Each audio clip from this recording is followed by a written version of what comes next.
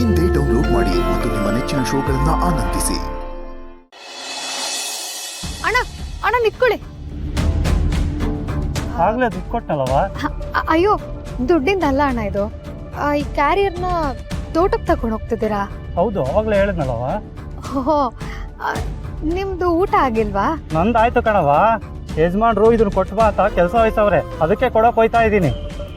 ಮನೇಲಿ ನೀರು ತರೋದು ಬರ್ತೋದೆ, ವಾಪಸ್ ಹೋದ್ರೆ ಬೈತಾರಂತ ಹೇಳ್ಬಿಟ್ಟು ಇಲ್ಲಿ ಬಂದು ತಗೊಂಡು ಹೋಗ್ತಾ ಇದ್ದೀನಿ.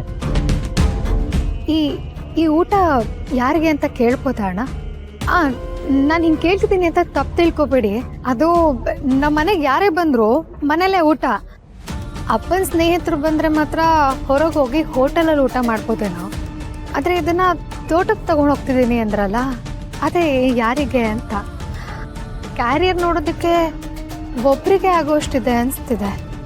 ನೀವು ಬೇರೆ ಬಂದು ಒಂದೇ 1 ಲೀಟ್ರ್ ನೀರು ತಗೊಂಡ್ರಲ್ಲ, ಅದಕ್ಕೆ ಕೇಳ್ತಿದ್ದೀನಿ ಅಷ್ಟೇ.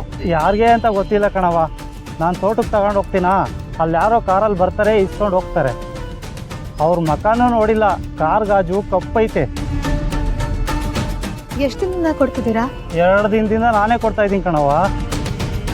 ಸರಿ ಅಣ್ಣ, ಆಯಿತು, ಹೋಗಿ ಬನ್ನಿ. ನಾನು ಸುಮ್ಮನೆ ಕೇಳಿದೆ, ನೀವೇನು ಅಂದ್ಕೋಬೇಡಿ. ಎಲ್ಲಾದರೂ ಉಂಟಾ? ಬರ್ತೀನವ. ಸರಿ. ನೆಂಟ್ರಲ್ಲ, ಸ್ನೇಹಿತರಲ್ಲ, ಬಂಧು ಬಳಗ ಅಂತೂ ಅಲ್ಲವೇ ಅಲ್ಲ. ಆದರೆ ಪ್ರತಿನಿತ್ಯ ಊಟ ಸಪ್ಲೈ ಆಗ್ತಿದೆ, ಅದು ನಮ್ಮನೆಯಿಂದ. ಇದರಲ್ಲಿ ಏನೋ ಲಿಂಕ್ ಇದೆ ಅಂತ ಅನ್ನಿಸ್ತಿದೆಯಲ್ಲ. ನಮ್ಮಪ್ಪ ನನ್ನಿಂದ ಏನು ಮುಚ್ಚಿಡ್ತಿರ್ಬೋದು? ಅಪ್ಪ ಏನೋ ಮನೆ ಹಾಳು ಕೆಲಸ ಮಾಡ್ತಿದ್ದಾರೆ ಅನಿಸ್ತಿದೆ, ಆದರೆ ಏನು ಅಂತಲೇ ಗೊತ್ತಾಗ್ತಿಲ್ವಲ್ಲ. ಅಥವಾ ನಾನೇ ಓವರಾಗಿ ಥಿಂಕ್ ಮಾಡ್ತಿದ್ದೀನಾ?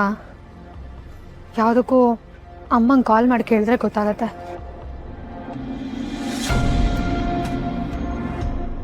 ಅಲ್ಲ, ಅಮ್ಮ ಎಲ್ಲ ಹೇಳ್ತಾರೆ, ಚಿಕ್ಕಮ್ಮನೇ ಕರೆಕ್ಟಾಗಿ ಹೇಳ್ತಾರೆ. ಚಿಕ್ಕಮ್ಮಂಗೆ ಕಾಲ್ ಮಾಡೋಣ.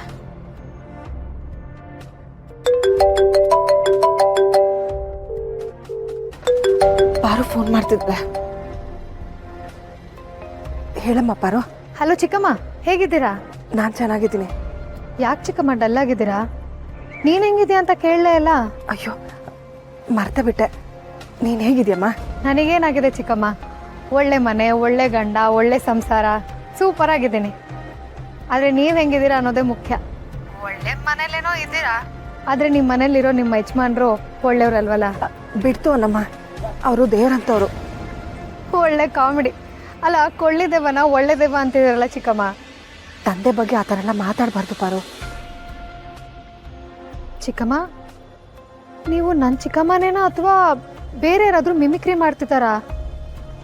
ನಿಜ ಹೇಳಿ ಚಿಕ್ಕಮ್ಮ.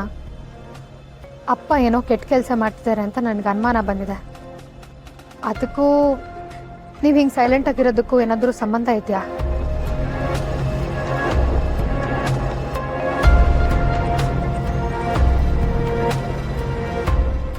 ಹಲೋ ಪಾರು, ನಾನು ಅಮ್ಮ ಮಾತಾಡ್ತಾ ಇದ್ದೀನಮ್ಮ.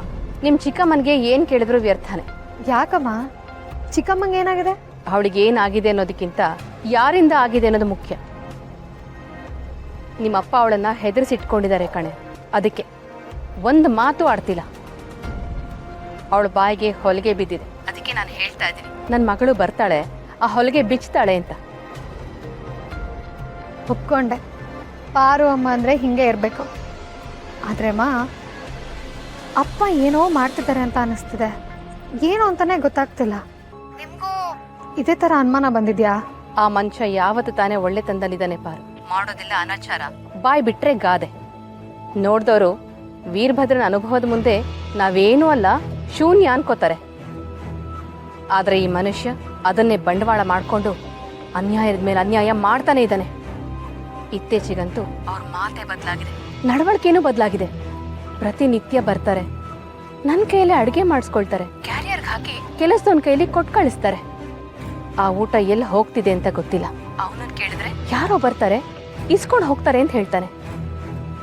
ನಿಜಮ್ಮ, ಮೊದಲೆಲ್ಲ ಅಪ್ಪ ಎಷ್ಟೇ ಏನೇ ಮಾಡಿದ್ರು ಅವ್ನ ಮುಖದಲ್ಲಿ ಭಯ ಅನ್ನೋದು ಕಾಣ್ತಿತ್ತು. ಆದರೆ ಈಗ ಏನೋ ಸಾಧಿಸ್ಬಿಟ್ಟಿದ್ದೀನಿ ಅನ್ನೋ ಕಳೆ ಎತ್ತು ಕಾಣ್ತಿದೆ. ಸರಿಮ್ಮ, ಅದೇನು ಅಂತ ಪತ್ತೆ ಹಚ್ತೀನಿ, ಆಮೇಲೆ ಕಾಲ್ ಮಾಡ್ತೀನಿ.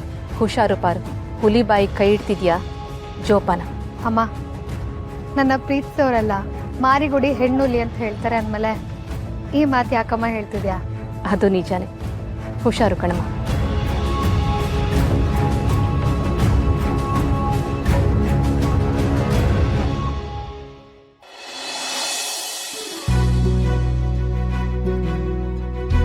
ಮಾವ, ಏನ್ ಮಾಡ್ತಿದ್ಯಾ? ರೋಡ್ ಇದು. ಪರವಾಗಿಲ್ಲ, ನಾನ್ ಬಿಡಕ್ಕಿಲ್ಲ. ಏ ಮಾವ, ಏನಾಯ್ತು? ಯಾಕೆಷ್ಟು ಎಮೋಷನಲ್ ಆಗಿದ್ಯಾ? ಅಲ್ಲ, ಒಂದ್ ನಿಮಿಷ ಅಂತ ಹೇಳೋದೆ, ಏಟೊತ್ತಾಯ್ತು? ನನ್ ಮ್ಯಾಗ ಕೋಪನಾ? ನಿನ್ನ ನಾನೇನು ಕೋಪ ಮಾಡ್ಕೊಳ್ಳಿ? ಕೋಪ ಇಲ್ವಾ? ಈಗ ಸಮಾಧಾನ ಆಯ್ತು ನೋಡು. ಅಯ್ಯೋ, ನನ್ ಮುಚ್ಚು ಗಂಡ ನನ್ನ ಬಿಟ್ಟು ಒಂದ್ ನಿಮಿಷನೂ ಇರೋದಿಲ್ವಲ್ಲಪ್ಪ. ಮಾವ, ನಿನ್ನ ಬಿಟ್ಟು ನಾನು ಎಲ್ಲಿಗೆ ಹೋಗ್ತೀನಿ? ಸತ್ರು ನಿನ್ ಜೊತೆನೆ, ಇದ್ರು ನಿನ್ ಜೊತೆನೆ. ಅದೇ ಮತ್ ಇವಾಗ ಬಿಡ್ತು ಅನ್ನೋ ತಾಯ ಮಾತಲ್ಲ ಯಾಕೆ ಇವಾಗ? ಇಲ್ಲಪ್ಪ, ನಾನ್ ಮಾತ್ ಬಿಡ್ತೀನಿ ಅಂತ ಹೇಳ್ಬೋದೇ ಹೊರತು ನನ್ ಗಂಡನ್ ಮಾತ್ರ ಯಾವ್ದೇ ಕಾರಣಕ್ಕೂ ಬಿಡಲ್ಲ. ನೀನ್ ಹಿಂಗೆಲ್ಲ ಮಾತಾಡ್ ನಂಗೆ ಸಾನೆ ಬೇಜಾರಾಯ್ತದೆ. ಅಯ್ಯೋ, ನೀನ್ ಬಿಟ್ಟು ಎಲ್ಗೂ ಹೋಗಲ್ಲ ಅಂತ ಹೇಳ್ತಿದ್ದೀನಲ್ಲ ಮಾವ. ಹಂಗಾರೆ ಯಾವಾಗ್ಲೂ ಜೊತೆಗೆ ಇರ್ತೀಯಾ? ಹ್ಞೂ, ಮತ್ತೆ ಹೆಂಗೆ? ಇಡ್ಕೊ.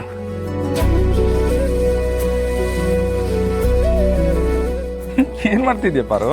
ಇರು ಮಾವ. ಈಗ ನಾನ್ ಎಲ್ಲೋದ್ರು ನಾನು ಹಿಂದೆನೆ ಬರ್ತೀಯ ನೀನು? ಇದೊಂಥರ ಸಂದಾಗೈತಿ ಪಾರು. ಈ ಜೀವನ ಅನ್ನೋದು ಹೊಗೆ ಬರ್ದಿರೋ ಉಗಿ ಬಂಡಿ. ಜೀವನ ಅನ್ನೋದು ಹೊಗೆ ಬರ್ದಿರೋ ಉಗಿ ಬಂಡಿ. ಎಂಡ್ರು ಅನ್ನೋದು ಸಂಸಾರ ಸಾಗರದ ಕೊಂಡಿ.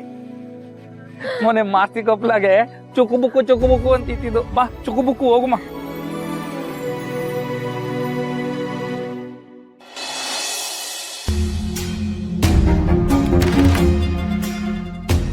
ಬಿಡ ಕೈನಾ. ಬಿಡಲ್ಲ, ನಂಗೊಂದು ವಿಷಯ ಗೊತ್ತಾಗ್ಬೇಕು. ಓ ಹೌದಾ?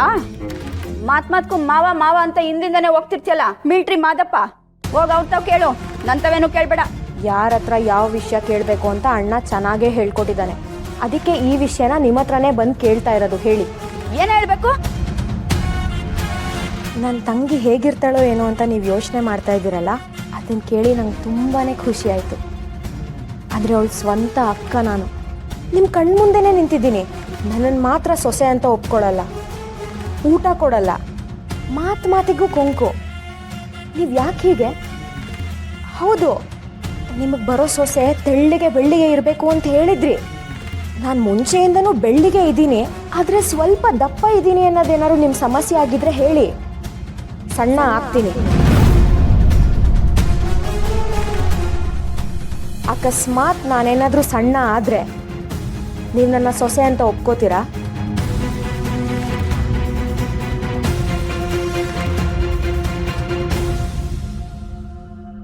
ನಮ್ಮ ಮನೆ ದೀಪ ಅಣ್ಣಯ್ಯ, ನಮ್ಮ